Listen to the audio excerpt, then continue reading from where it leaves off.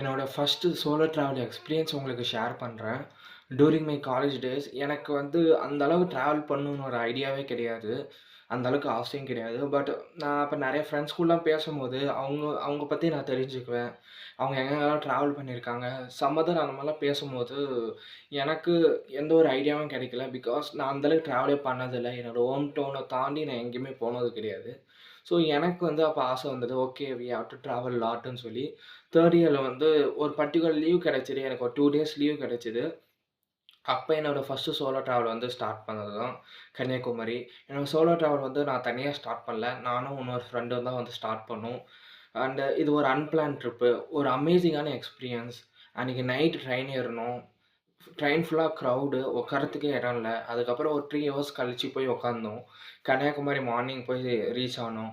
And அந்த டே ஃபுல்லா கன்னியாகுமரியில எந்த ஒரு பிளேஸுமே நாங்க மிஸ் பண்ணல. எல்லா பிளேஸும் பை வாக். எல்லாமே வாக்கு தான்.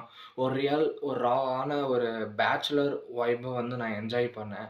ஐ learn so much of things there. நெறைய பீப்பிள வந்து பார்த்தேன். அவங்க கிட்ட பேசினேன். ஒரு சில டைம் ஒரு ஒரு சில இடத்துக்கு போகும்போது அவங்க லாங்குவேஜே நான் பேச ஆரம்பிச்சேன். ஸோ எனக்கு ஃபர்ஸ்ட்டு நான் போன ட்ரிப் ஒரு லாங் ட்ரிப். நான் ஃபர்ஸ்ட்டு ட்ராவல் பண்ண ட்ரிப்னா கன்னியாகுமரி. ஒரு பீஸ்ஃபுல்லான பிளேஸ். திரும்ப நான் ரீவிசிட் பண்ணணும்னா கன்னியாகுமரி கண்டிப்பா சூஸ் பண்ணுவேன். நெக்ஸ்ட் வீடியோல இத பத்தி நெறைய ஷேர் பண்றேன்.